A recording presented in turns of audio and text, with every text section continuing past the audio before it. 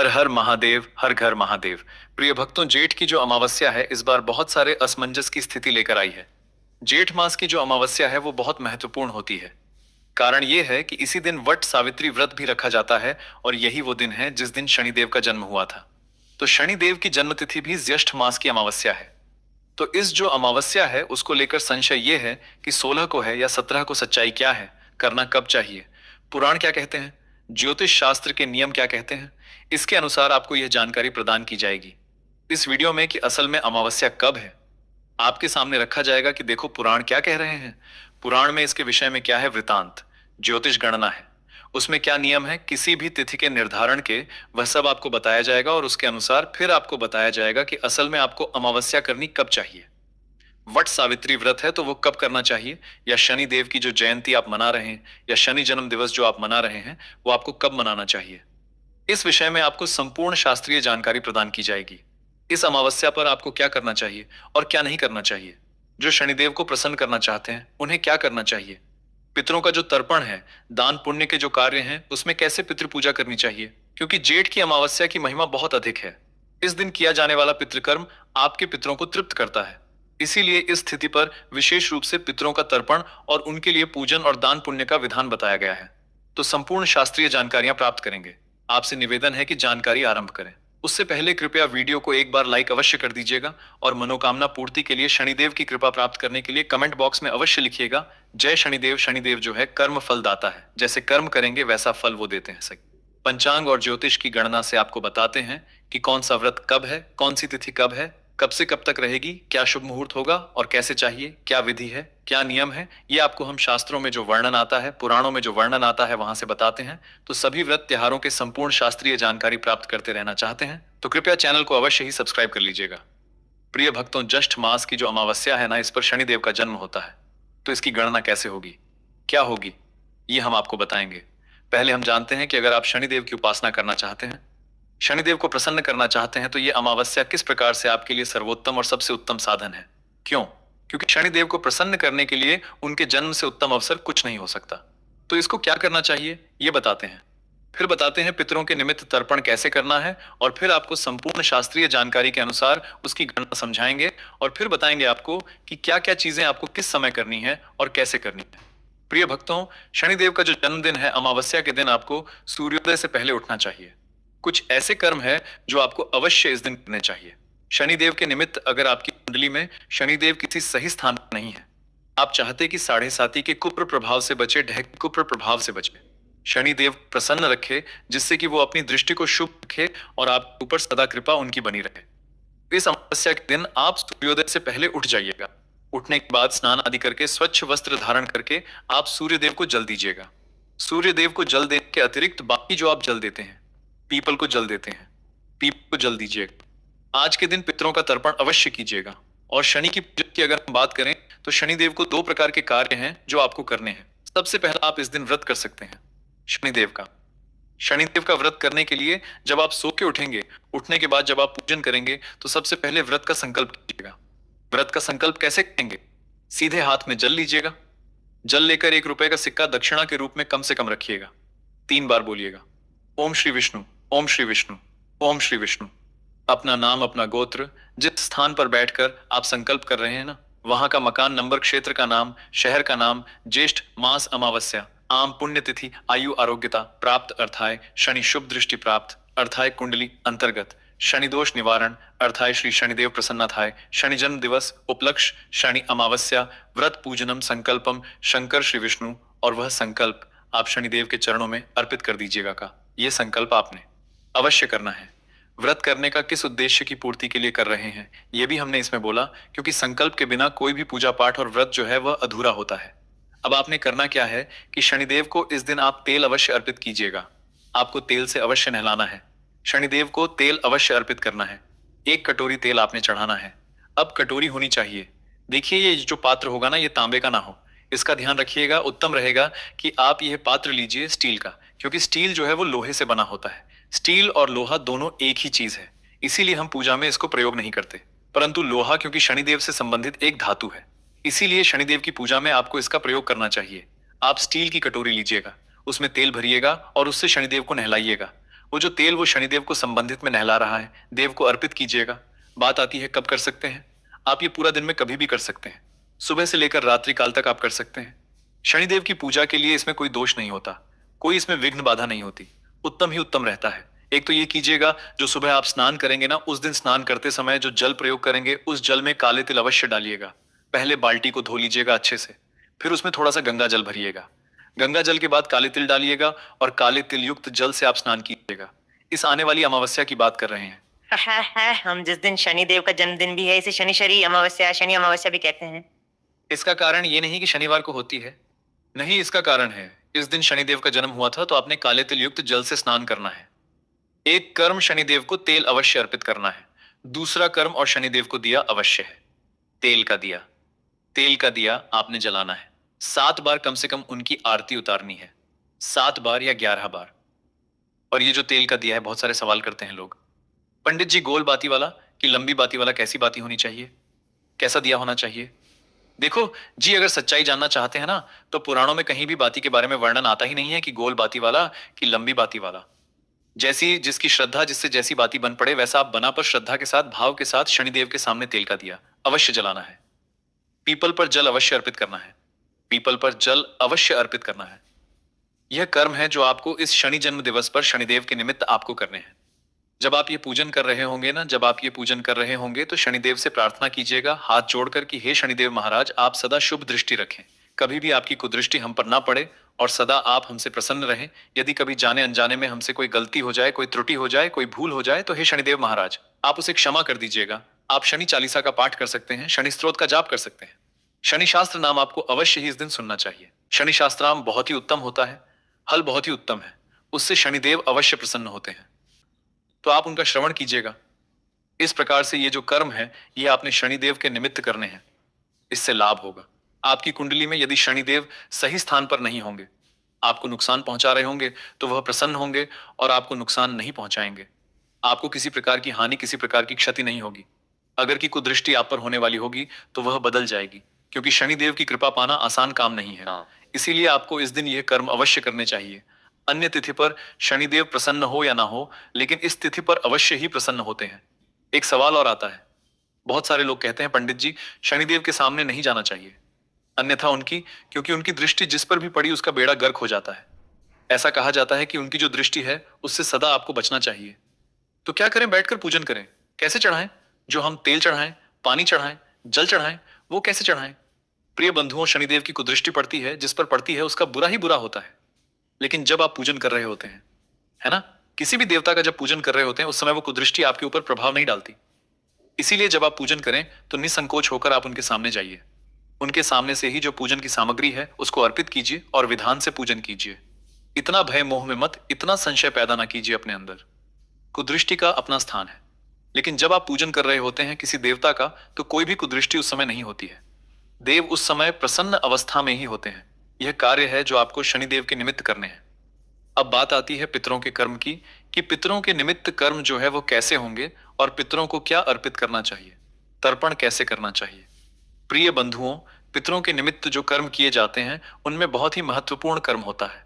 अमावस्या के दिन वो है गीता के अध्याय का श्रवण करना या पाठ करना और उसका संपूर्ण फल अपने पितरों को तर्पण द्वारा, जल द्वारा अर्पित करना। तो आप क्या कीजिएगा कि स्नान आदि करके सब चीजों से निवृत्त होके और फिर दक्षिण दिशा की ओर आसन लगाइए, मुख करिए और बैठ जाइए। दक्षिण की ओर मुख करके जो लौटा लेंगे आप एक तांबे का, उसमें पहले थोड़ा गंगा जल भरिएगा, फिर शुद्ध जल भरिएगा, तुलसी का पत्ता डालिएगा, काले तेल डालिएगा, थोड़ा दूध मिल जाए, थोड़ा कच्चा दूध डालिएगा, और उसके बाद सफेद रंग का पुष्प हो तो पुष्प डाल लीजिएगा, हो तो डालिएगा। ये सामग्री उस लोटे में डाल के सामने लोटा रखिएगा और गीता के 7 अध्याय का श्रवण कीजिएगा। आप पढ़ सकते हैं तो स्वयं पढ़ लीजिएगा। उसके बाद उस जल से पितरों का तर्पण कीजिएगा। तर्पण करने के लिए अपने सामने एक पात्र रखिएगा और जो सीधे हाथ में आपका पितृ स्थान होता है ना, पितृ रोग जो होता है वो क्या होता है तर्पण के लिए, कि आपका सीधे हाथ का अंगूठा और उंगली, उसके बीच से जल को गिराते हुए आपने तर्पण करना होता है। वहां से आप तर्पण कीजिएगा पितरों को स्मरण करते हुए और मित्रों से निवेदन कीजिएगा कि हे मेरे पितरों, ये जो पुण्य गीता के 7वें अध्याय का श्रवण करने का मुझे प्राप्त हुआ है, इसे आप ग्रहण करें, ये जल आप ग्रहण करें और इससे आप इस प्रकार से आप तर्पण कीजिएगा। और ये जो जल है इसको आप पीपल पर अर्पित कर दीजिएगा। तर्पण आप सीधा पीपल की जड़ में भी कर सकते हैं और घर पर भी कर सकते हैं, दोनों ही विधि उत्तम है। जल आपने पीपल के वृक्ष की जड़ों में ही डालना है, किसी के यहाँ यदि मान लीजिए पीपल नहीं है, बहुत से लोग कहते हैं पंडित जी हमारे यहाँ पीपल नहीं है, तो आप किसी अन्य देवीय वृक्ष में डाल सकते हैं। बरगद में डाल दीजिएगा, आम हो आम में डालिएगा, बेलपत्र हो बेलपत्र में डाल दीजिएगा, और ये भी ना हो तो जो भी पौधा आपके पास हो ना उसकी जड़ों में डाल दीजिएगा, बस वो पैरों में ना आए। जल इसका ध्यान रखिएगा। इस प्रकार से आपने एक कर्म तो यह करना है। पितरों के निमित्त इसकी बड़ी महिमा है साहब। ये जो तर्पण करते हैं और गीता के 7वें अध्याय का श्रवण करके जो पुण्य आप अर्पित करते हैं ना पितरों को, इससे पिता को बहुत अधिक संतुष्टि और बहुत अधिक तृप्ति प्राप्त होती है। इससे पितृ प्रसन्न होते हैं, और जब पितृ प्रसन्न होते हैं तो आपके जीवन में मंगल ही मंगल होता है। इसलिए आपको यह कर्म अवश्य करना चाहिए। दूसरा कर्म यह करेंगे कि आप संभव हो तो किसी ब्राह्मण को भोजन के लिए बुलाइए, उन्हें भोजन कराइए और दान दक्षिणा देकर विदा कीजिए। अन्यथा आप कुछ खाद्य सामग्री ले लीजिए, खाने पीने की सामग्री ले लीजिए, उसमें दक्षिणा रखिए और वह संकल्प करके किसी योग्य ब्राह्मण को दान दे दीजिए, मंदिर में दान दे आइए। अन्यथा आप दूध का पैकेट ले लीजिए, फल ले लीजिए, उसमें दक्षिणा रख के और वह किसी ब्राह्मण को या मंदिर में दान दे दीजिए कि पित्त के निमित्त किया जाने वाला कर्म है। जब आप दान देंगे तो संकल्प अवश्य कीजिएगा कि आप यह सामग्री अपने पितरों के निमित्त दान कर रहे, जिससे कि उसका पुण्य फल जो है ना वह आपके पितरों को लगे। यह कर्म है जो अपने पितरों के निमित्त करने हैं। इसमें एक छोटा सा सवाल आज के जनरेशन के बीच में आ जाता है, पंडित जी ये अमावस्या को ही क्यों करते हैं? क्योंकि प्रिय भक्तों, अमावस्या जो है ना पितरों को समर्पित एकमात्र तिथि है। इसी दिन पितरों की विशेष रूप से पूजा की जाती है। इस तिथि के देवता या यह तिथि पर जिनका पूजन होना चाहिए वह पिथि होते हैं। बात आता कि यह अमावस्या तिथि को ही इसके लिए क्यों चुना गया? इसका कारण है। इसका कारण यह है कि हमें शास्त्र बताते हैं कि जो पितृ लोग हैं ना, वहां की एक रात्रि हमारे 15 दिन के बराबर होती है और वहां का एक दिन हमारे 15 दिन के बराबर होता है। समझ रहे हैं आप? 15-15 अर्थात जो हमारा एक महीना होता है पूरा, उसमें उनका एक दिन और एक रात होती है। तो जो अमावस्या तिथि है ना, इस दिन पितरों की सुबह होती है। इस दिन हमारे पितृ हैं वो सो के उठते हैं। तो इसलिए यह विधान बनाया गया है कि यदि आप उसी दिन जिस दिन पितृ सो के उठ रहे हैं अर्थात उनकी सुबह हो रही है, तो सुबह होते ही उनको तृप्ति मिल जाए। आप उन्हें स्मरण करें, याद करें, उनको याद करके प्रणाम करें, उनको फिर आप उनको भोजन कराएं, दान दक्षिणा आदि से तृप्त करें, जल आदि से तृप्त करें, पुण्य उन्हें प्राप्त हो। इसी से तो उनकी तृप्ति होती है। तो आप इसको इस प्रकार से सोचिए कि आप सो के उठे हैं और आप सुबह में मंगल ही मंगल हो रहा है। सारी तरफ से आपको खुशियां ही खुशियां मिल रही है, प्रसन्न ही प्रसन्न है आप। जब आप इतने प्रसन्न होंगे तो आप अपने पारिवारिक जनों को क्या देंगे? खुशियां ही तो देंगे। जो आशीर्वाद देने वाले हैं वो खुशियों का आशीर्वाद देंगे। इसीलिए अमावस्या तिथि, क्योंकि पितृ की सुबह होती है। आप पितरों को जितना प्रसन्न कर लेंगे ना, पूरे महीने आप प्रसन्न ही प्रसन्न रहेंगे, क्योंकि पितृ की कृपा से ही आपके जीवन में और शुभ दोनों कर्म होते हैं। अगर पितर आपके खुश नहीं है, प्रसन्न नहीं है, तो आपका आर्थिक हालात खराब हो जाएगी, मानसिक हालात खराब हो जाएंगे, आपके परिवार में गृह क्लेश बहुत बढ़ जाएगा, पति पत्नी में झगड़े बढ़ जाएंगे, वंश वृद्धि तक रुक जाती है। पितृदोष या पितरों की अप्रसन्नता के कारण तो पितृ को प्रसन्न कीजिए। पितरों को जितना आप प्रसन्न रखेंगे आपके जीवन में मंगल ही मंगल है। इस प्रकार से आपने पितृ जो है ना पूजन करना है अमावस्या के दिन, और प्रत्येक अमावस्या पर यह नियम बना लीजिएगा। अगर आपने इस कर्म को कर लिया, देखिए अमावस्या वो तिथि है, मैं पुनः दोहराऊंगा, अमावस्या वो तिथि है जिससे यदि आपने संभाल लिया तो आपके जीवन में मंगल ही मंगल है। कभी संकट नहीं आएंगे, कभी आपको कठिनाई नहीं आएगी, परेशानी नहीं आएगी। अमावस्या को आप संभाल लीजिए, इस पर सत्कर्म कर लीजिए। इस प्रकार से आपने पितृ पूजा करनी है। शनिदेव की पूजा बता दी। अब और महत्वपूर्ण जानकारी आपको देते हैं, फिर गणना के बारे में बताएंगे। ये जो अमावस्या तिथि होती है ना, इस पर कुछ कार्य आपको भूल के भी नहीं करने चाहिए। कौन से कार्य नहीं करने चाहिए? सबसे प्रमुख कार्य है कि किसी भी पेड़ पौधे से पत्ती, डंडी, टहनी आदि कुछ भी नहीं करना चाहिए। अर्थात किसी वृक्ष से, किसी पौधे से कुछ भी अलग नहीं करना चाहिए। अगर गलती से ऐसा करते हैं तो यह घोर पाप है।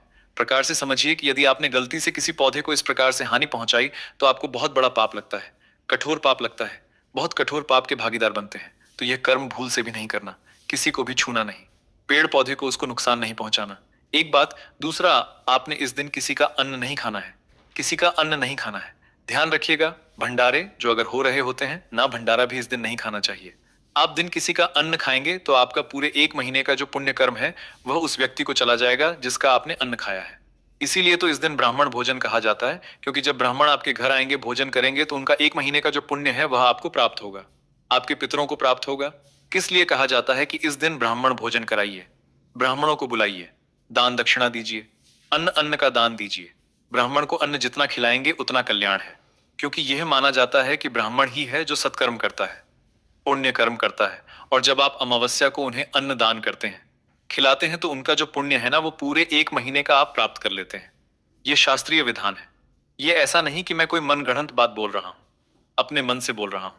ये शास्त्रीय विधान है, शास्त्रों में लिखा है। शास्त्र हमें यह बताते हैं। इसीलिए भूल के भी आपको दूसरे का अन्न इस दिन नहीं खाना चाहिए। यहां तक कि मंदिर भी जाओ और वहां से प्रसाद भी मिले, न तो उस प्रसाद के बदले में भी कुछ ना कुछ वहां पर अर्पित करके आओ। दक्षिणा अन्न का दाना भी प्रसाद के रूप में भी नहीं लेना है। हाँ, कुछ स्थान है जहां पर आप अगर खाते हैं तो वहां पर दोष नहीं है। ऐसा नहीं होता है। वहां वो स्थान है, आप अपने ससुराल में जाए, खाए, माता पिता के घर पर खाए, आप बड़े भाई आदि के घर पर खाए, खा सकते हैं। यह वह स्थान है जहां पर खाने का दोष नहीं है। परंतु अन्य किसी के यहां खाते हैं तो वह दोष उत्पन्न करता है, अर्थात आपके पुण्यों की हानि करता है। यह कर्म आपको नहीं करना है, इसका ध्यान रखिएगा।